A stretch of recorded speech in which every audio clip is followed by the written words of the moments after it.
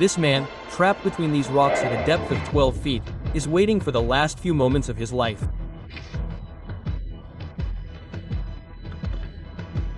For the last 100 hours, he is sitting alone in Canyonland National Park of US, with his hand stuck under a 360-kilogram rock. There is no human being in this deserted valley who can hear his cries, and neither does he have any other means to call for help.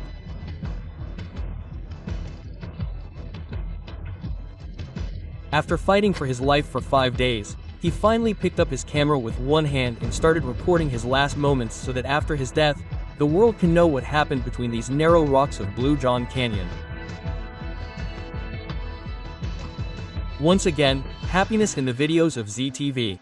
Nazarene, Aaron Rustin was born on the 27th October 1975 in the city of Marion, Ohio.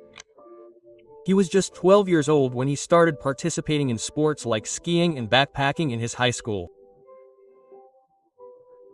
Soon his hobby grew and he started learning other adventure sports like rafting and hiking. He was so fond of adventure sports that Aaron left his 9-to-5 job and started devoting all his time to this adventure sport. After leaving the job, he went straight to Aspen, a city in Colorado.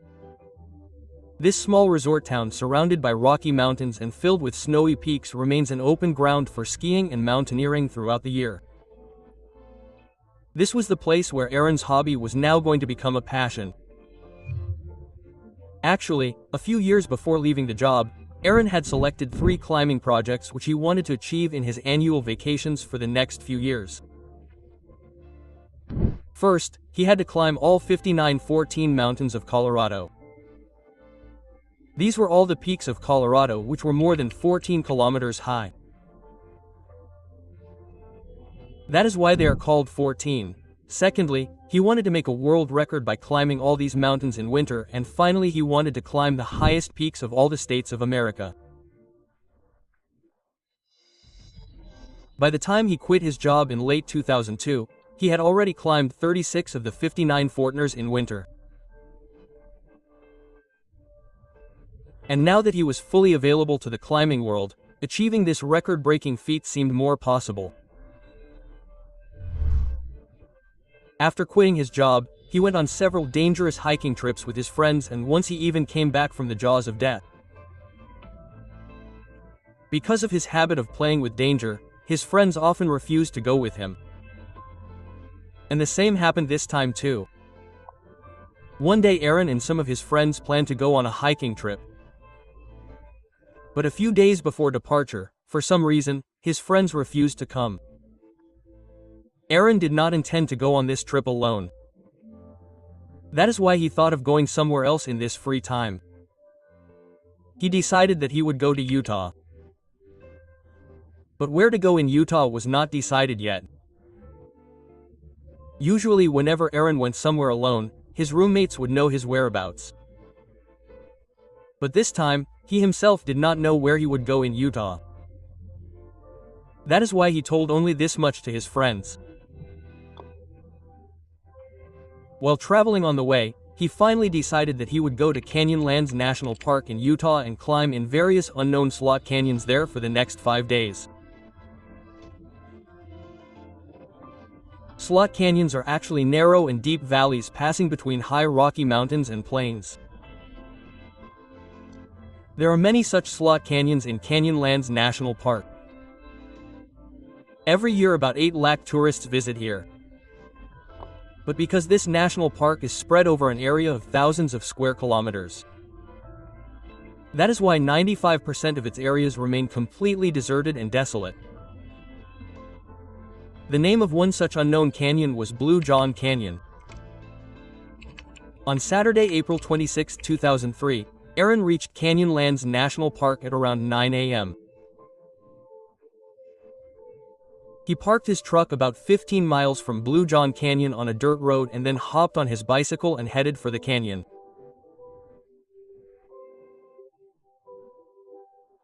Aaron packed just enough for one day, which included 2 burritos, 4 liters of water and some climbing gear, and then cycled briskly to the entrance of Blue John Canyon.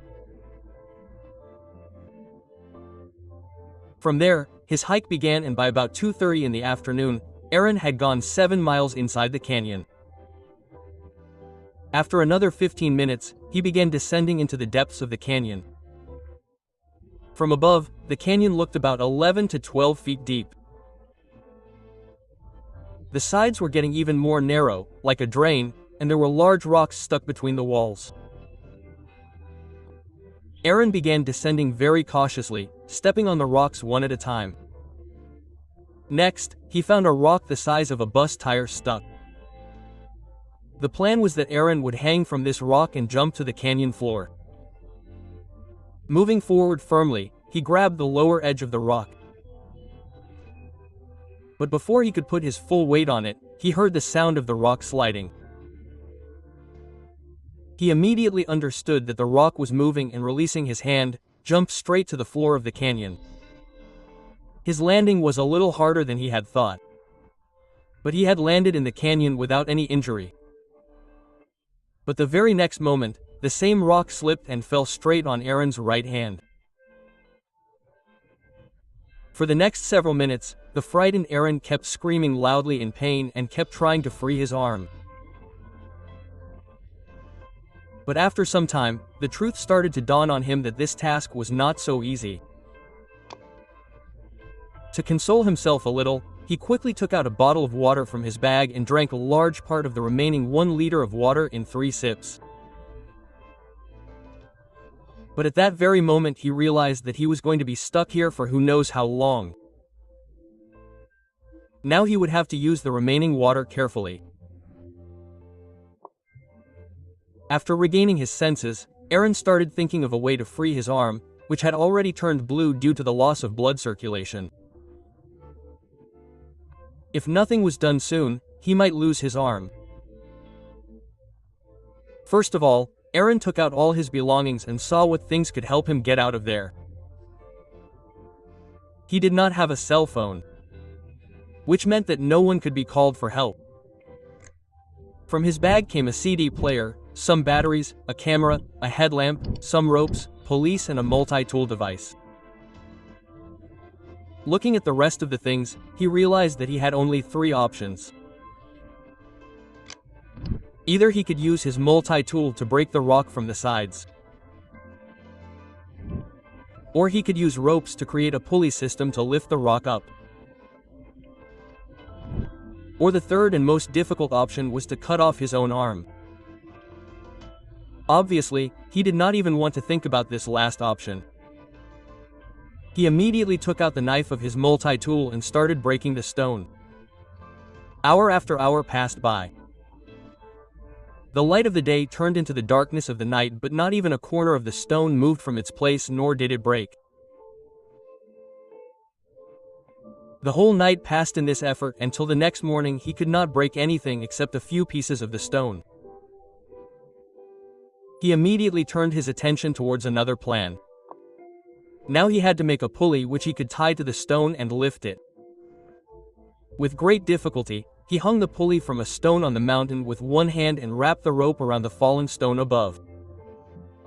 The advantage of the pulley is that less force is required to lift any weight. He thought that perhaps he would be able to take his hand out by lifting the stone even a little with the help of the pulley. But he could only exert how much force with one hand. After many hours of unsuccessful efforts, Aaron started breaking the stone again.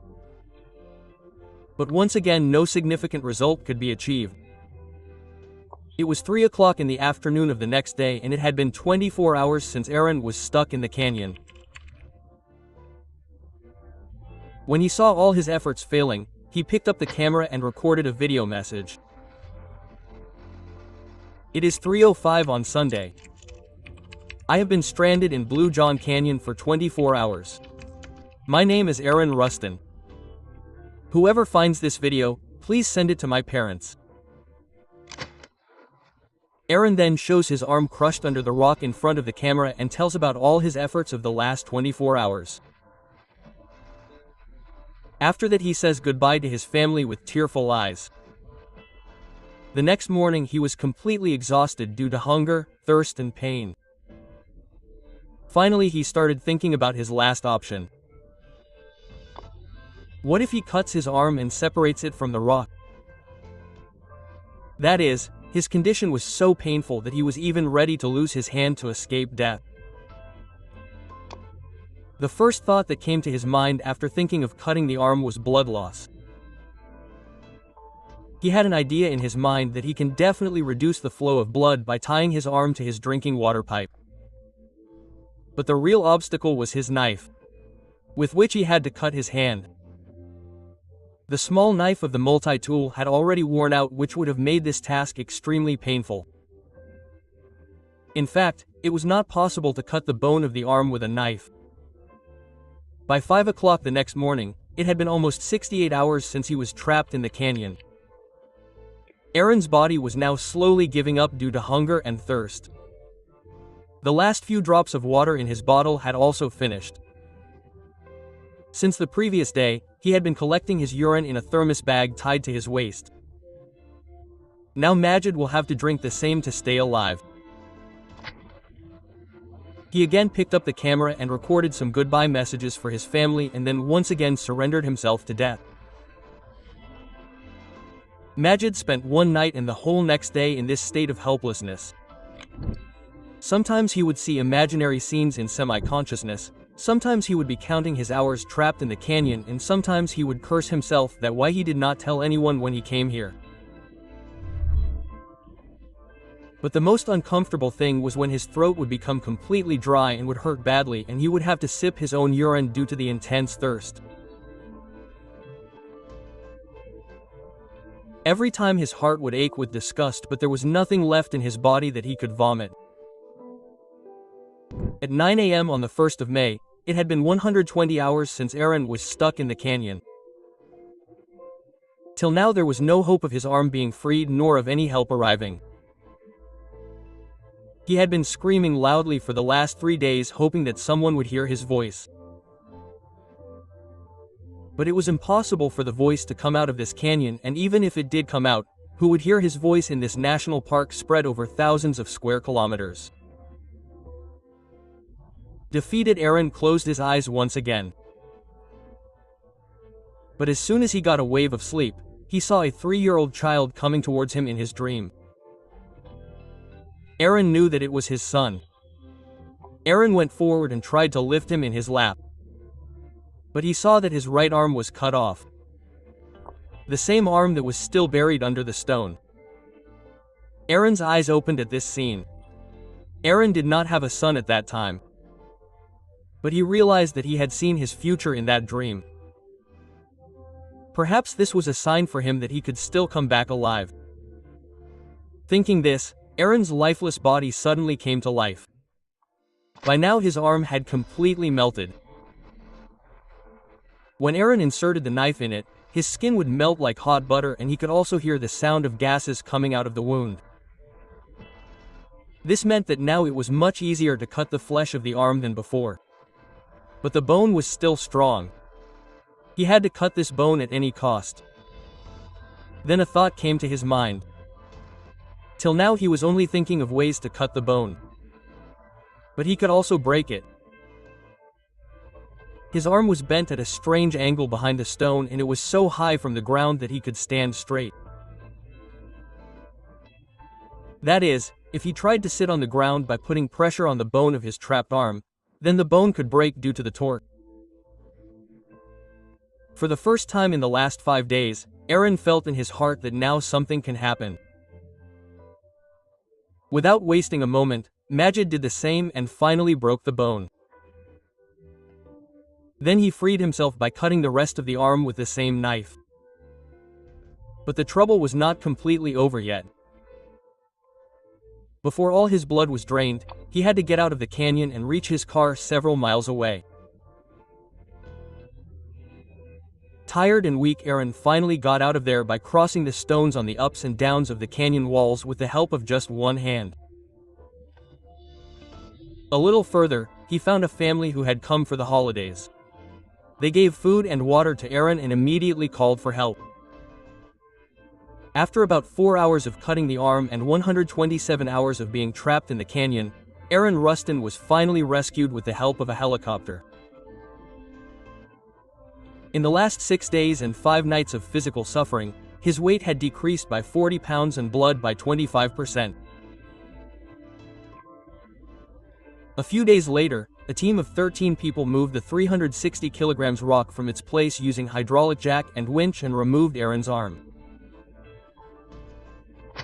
6 months after the accident, Aaron reached the same canyon with a TV crew on his 28th anniversary and narrated his entire story. But this was just the beginning. In the coming years, Aaron became a celebrity and also participated in many shows and events. His own book Between Rock and Hard Place was a bestseller in many countries. In 2010, a film was also made on his accident, which was named 127 Hours. The scene in the film where Aaron was shown cutting his arm made many people faint. In February 2020, his first son was also born, who came to save him in the most difficult moment of his life 7 years ago. Soon after his recovery, he resumed his plan to climb the 59 peaks, and in 2005 he became the first person to climb all those peaks alone in winter.